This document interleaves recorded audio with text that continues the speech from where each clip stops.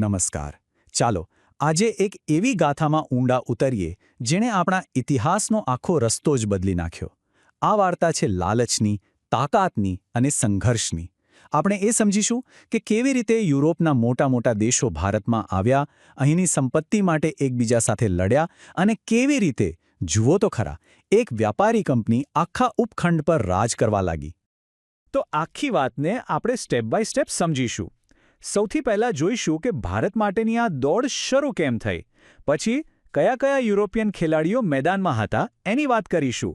એ પછી ખાસ કરીને બ્રિટનની ઈસ્ટ ઇન્ડિયા કંપની પર ફોકસ કરીશું. પછી જોઈશું કે કેવી રીતે વર્ચસ્વ માટે લડાઈ થઈ, બંગાળ પર કેવી રીતે કબજો થયો અને છેવટે બ્રિટન કેવી રીતે ભારતનું શાસક બની ગયું. ચાલો શરૂ કરીએ. ચાલો તો આપણી સફર અહીંથી શરૂ થાય છે. સૌથી પહેલો અને સૌથી મોટો સવાલ એ જ છે કે આખરે ભારતમાં એવું તો શું હતું? એવું તે શું હતું જેણે યુરોપના મોટા મોટા દેશોને હજારો કિલોમીટર દૂરથી અહીં આવવા મજબૂર કરી દીધા? ચાલો જાણીએ. અને આ સવાલ ખરેખર બહુ જ મહત્વનો છે. એનો જવાબ આપણને એ સમયના ભારતમાં મળે છે. જુઓ, મુઘલોના સમયમાં ભારતને સોને કી ચિડિયા કહેવાતું અને એ કંઈ અમસ્તું નહોતું. એ વખતે ભારત આખી દુનિયાના વેપારનું એક મોટું સેન્ટર હતું. અહીંની સંપત્તિ અને સમૃદ્ધિની વાતો આખા યુરોપમાં ફેલાયેલી હતી અને આ ચમકે બધાને અહીં ખેંચી આણ્યા. તો એવી કઈ વસ્તુઓ હતી? જુઓ, આ કોઈ નાની સૂની ચીજો નહોતી. અહીંનું સુતરાવ અને રેશમી કાપડ આખી દુનિયામાં એની ડિમાન્ડ હતી. પછી હતા મરી મસાલા. એ સમયે મરી મસાલા સોના ચાંદી જેવા મોંઘા હતા. એ સિવાય કપડાને રંગવા માટેની ગળી અને મજબૂત ઇમારતી લાકડું. આ બધી વસ્તુઓનો વેપાર કરવો એટલે સમજો કે સીધો નફો જ નફો. અને બસ આ જ પૈસા કમાવાની લાલચે યુરોપના લોકોને અહીં સુધીનો લાંબો દરિયાઈ સફર ખેડવા મજબૂર કર્યા. હવે બધું બરાબર ચાલી રહ્યું હતું, પણ પછી 1453માં એક એવી ઘટના બની જેણે આખી ગેમ ચેન્જ કરી નાખી. થયું એવું કે તુર્કોએ કોન્સ્ટન્ટિનોપલ શહેર જીતી લીધું. આ શહેર યુરોપ અને એશિયા વચ્ચેના જમીની વેપારનો મુખ્ય રસ્તો હતો. હવે એ રસ્તો થઈ ગયો બંધ, એટલે યુરોપના દેશો માટે ભારત સાથે વેપાર કરવો મુશ્કેલ થઈ ગયો. બસ આ જ મજબૂરીએ તેમને ભારત પહોંચવા માટે એક નવો દરિયાઈ રસ્તો શોધવા માટે પ્રેર્યા અને અહીંથી જ એક નવી રેસ શરૂ થઈ. તો હવે રેસ શરૂ થઈ ગઈ હતી. ભારત પહોંચવાનો નવો દરિયાઈ રસ્તો શોધવાની રેસ.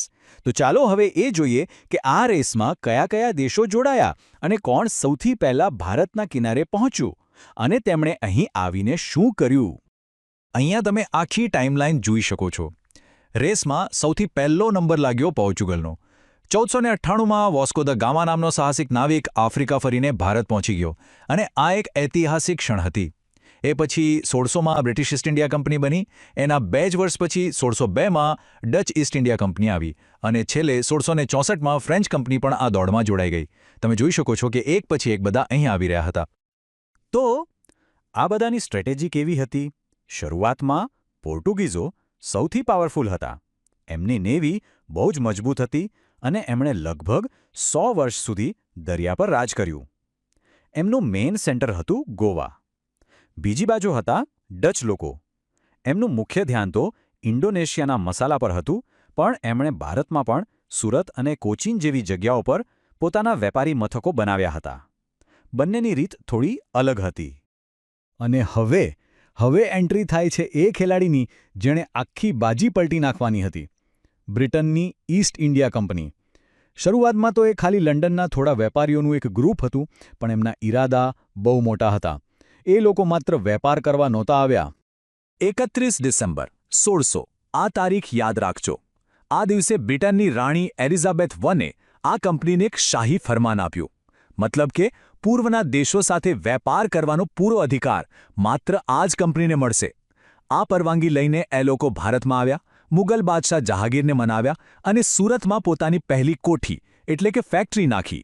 આ ભારતમાં અંગ્રેજોનો પહેલો મોટો પગપેસારો હતો. અને આ फ्रेंड्स, इस वीडियो को पूरा देखने के लिए आज ही फ्लेक्सी टीचर ऐप सब्सक्राइब करें, जहां आपको मिलेंगे animated videos, digital books, text book solutions, notes, DPP और क्विज. और हाँ, flexi teacher app mobile, TV और कंप्यूटर पर अवेलेबल है. और अगर आपके पास इंटरनेट नहीं है तो तुरंत ऑफलाइन सेट टॉप बॉक्स के लिए संपर्क करें. Flexi teacher, the one you needed.